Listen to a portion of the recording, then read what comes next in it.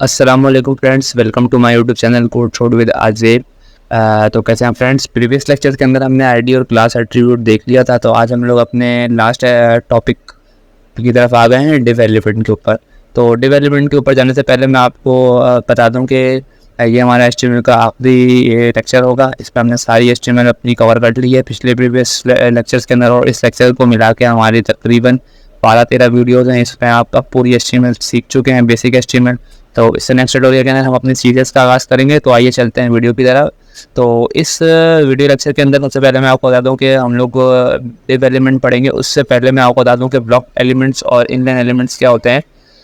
हम लोगों ने HTML के अंदर बहुत सारे एलिमेंट्स पढ़े हैं, जिसके अंदर डिस्ट्रीब्यूट HTML स्पेसिफाई करता है कौन से एलिमेंट ब्लॉक एलिमेंट्स हैं और कौन से एलिमेंट्स इनलाइन एलिमेंट हैं।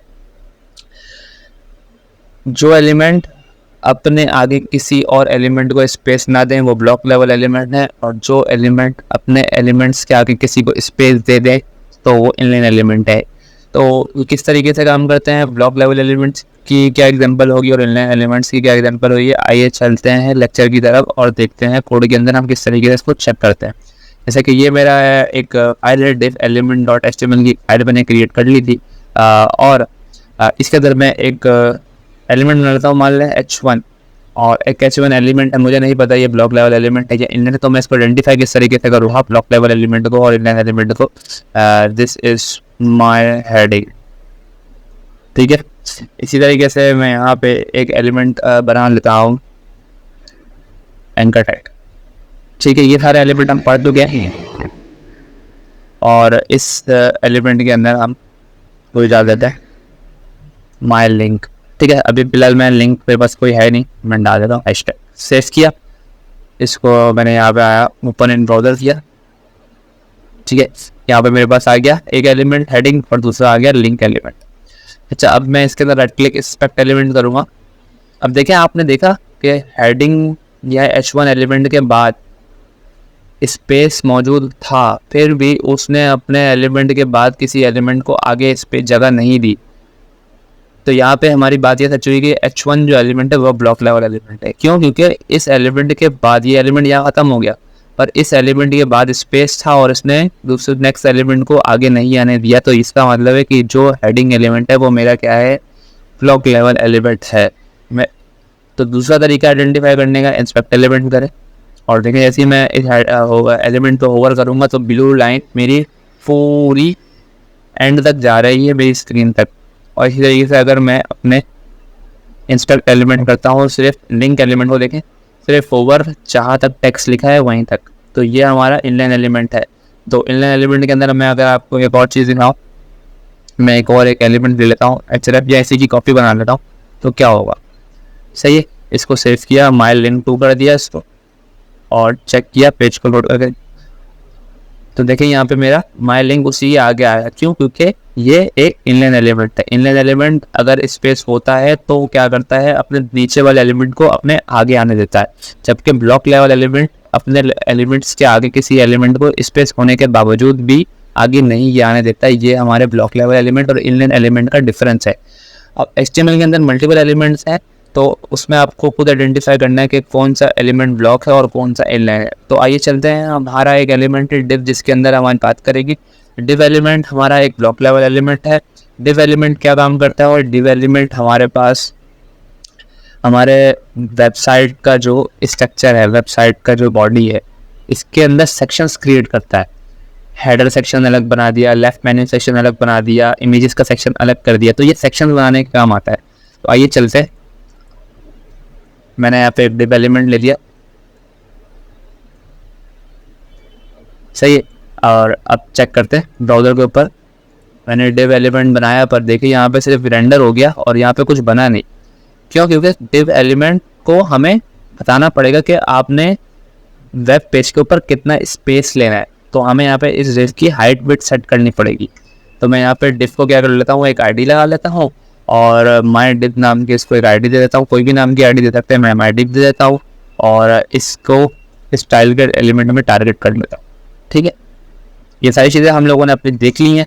अब आईडी को हम टारगेट करते हैं हैश से, माई डिव ठीक है। और हमने यहाँ पे बोला इसकी हाइट होगी 500 पिक्सल, इसकी विड्थ होगी 700 पिक्सल्स, सही। और इसको मैं बॉर्डर भी लगा दूँ ताकि हमें दिखे, बॉर्डर होगा 1 पिक्सल सॉलिड ब्लैक। हम सीरीज को और अच्छे तरीके से सीरीज का ट्यूटोरियल में देखेंगे, फिलहाल के लिए इतना ही। यहाँ पे हम देखते हैं, यहाँ पे देखेंगे मेरे पास मेरा एक सेक्शन बन गया है मेरे वेब पेज के ऊपर। ये देखें, ये मेरा डिफ है 700 की विड्थ 500 की हाइट के ऊपर मेरा एक और 1 पिक्सल बॉर्डर के साथ मेरा एक टिप एलिमेंट क्रिएट हो गया। अब इस एलिमेंट के अंदर क्या कर सकता हूँ मैं, इस एलिमेंट के अंदर मैं कोई भी अपने एलिमेंट्स लिख सकता हूँ, यूएल बना सकता हूँ, सही है। यूएल के अंदर एलआई लिख सकता हूँ, सही है। यहाँ पे मैं एलआई का टैग लगाता हूँ, सही है। और कुछ भी मैं अपनी एलाइज दे सकता हूँ, तो ये मेरे इस एलिमेंट के अंदर आ जाएगी। सॉरी, मैंने गलती से इस डिस्क के अंदर नहीं बनाई,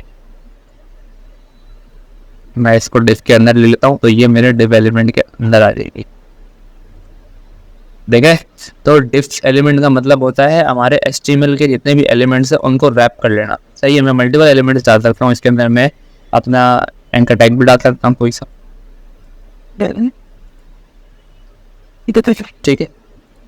अब देखिए, जितने भी एलिमेंट है ना वो इस डिफ के अंदर आ गए। इसका मतलब है कि मैं इस डिफ को मूव करूंगा तो ये सारे इसके अंदर से मूव करेंगे, ठीक है। तो ये चीज़ हमारे पास क्या होती है, किसी भी एलिमेंट्स को ग्रुप करना। देखिए यहाँ पे ब्लॉक लेवल एलिमेंट्स और इनलाइन एलिमेंट्स मैंने पढ़ लिया। देखिए अपने एलिमेंट्स को ग्रुप करना तो हम किससे करते हैं, डिफ से। एक डिफ बनाते हैं, उसकी हाइट सेट करते हैं और उसके अंदर अपने एलिमेंट्स को डाल देते हैं, तो ये क्या हो जाता है, मेरे एलिमेंट्स ग्रुप हो जाते हैं ब्लॉक लेवल एलिमेंट के अंदर।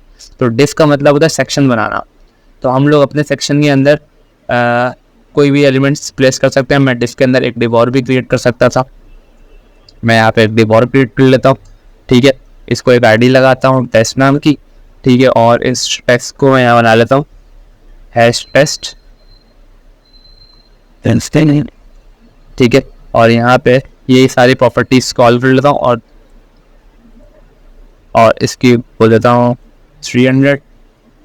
छोटी इसलिए कर रहा हूँ ताकि इस डिफ के अंदर ये पता चले कि हाँ ये डिफ है। देखें, इस डिफ के अंदर मेरी एक सब डिफ भी आ गई है।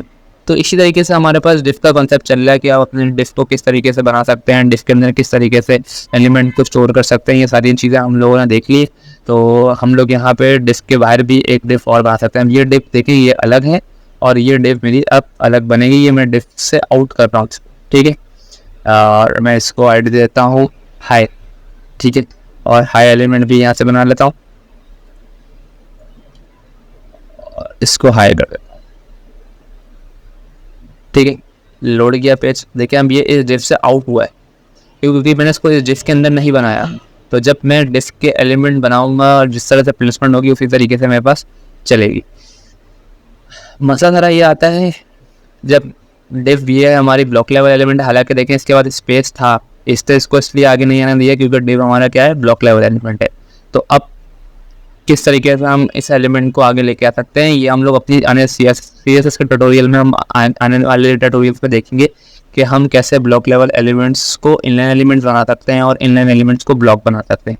जो बाय डिफ़ॉल्ट एलिमेंट्स हैं जिनका बिहेवियर ब्लॉक है उनको हम इनलाइन भी बना सकते हैं पर CSS के थ्रू, और जिनका बिहेवियर इनलाइन है हम उन्हें ब्लॉक भी कर सकते हैं CSS के थ्रू, ठीक है। तो फिलहाल आज के लिए इतना ही। ब्लॉक लेवल एलिमेंट और इनलाइन एलिमेंट आपको समझ आना चाहिए कि इनलाइन एलिमेंट कौन से होते हैं और ब्लॉक लेवल एलिमेंट कौन से होते हैं, खुद आइडेंटिफाई करना चाहिए। मैंने आपको ट्रिक बता दी है कि ब्लॉक लेवल एलिमेंट वो एलिमेंट होते हैं कि जिस एलिमेंट के आगे कोई एलिमेंट नहीं आ सकता, और इनलाइन एलिमेंट वो एलिमेंट होते हैं जिन एलिमेंट्स के आगे किसी एलिमेंट को आगे आने की स्पेस देता है और वो आ जाता है।